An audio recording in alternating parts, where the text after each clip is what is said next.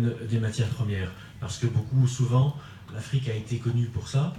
Et elle a connu une croissance remarquable ces 10-15 dernières années sur les matières premières. On sait que ce n'est pas forcément ça la croissance la plus inclusive, que les matières premières n'ont pas créé autant d'emplois qu'il faudrait. Et j'en voudrais en venir à M. Rebrab à ce sujet. M. Rebrab, vous avez une entreprise assez considérable, 4 milliards de dollars de chiffre d'affaires par année, 18 000 employés, 26 filiales. Vous avez une croissance annuelle de 30%. On peut trouver qu'en France, ce serait bien d'avoir la même. Est-ce que... et surtout, vous avez deux qualités qui vous rapprochent au fond d'un exemple nigérian, qui est celui de Aliko Dangote.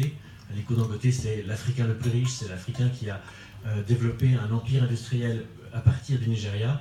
C'est que, vous n'êtes pas issu des matières premières, vous êtes actif dans l'agroalimentaire, dans la sidérurgie, dans la presse, dans l'électroménager, dans les matériaux de construction.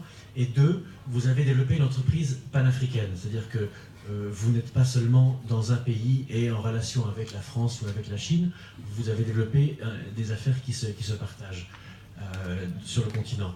Alors, vous venez aujourd'hui avec, je crois, des idées à partager. Dites-nous un petit peu qu'est-ce que vous avez en tête. Moi, je n'ai pas encore reçu de brief sur les idées que Rebrab voulait partager. Honorable assistante, bonsoir. Aujourd'hui, l'Europe peut renouer avec une plus forte croissance. Elle en a besoin. Et le meilleur projet, c'est le développement de l'Afrique.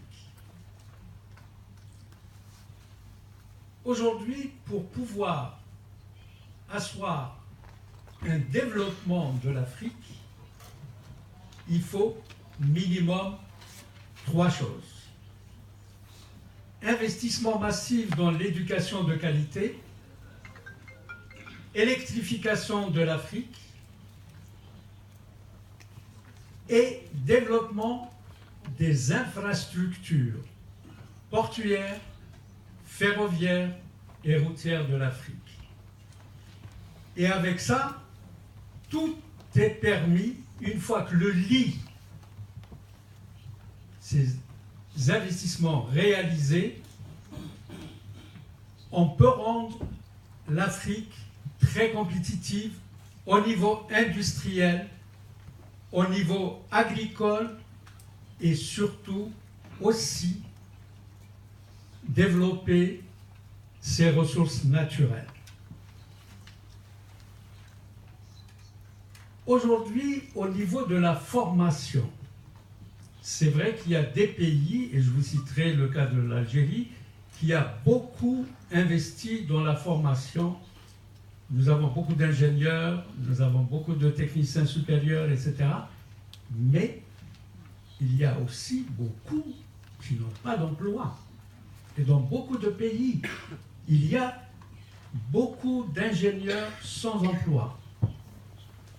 Donc, aujourd'hui,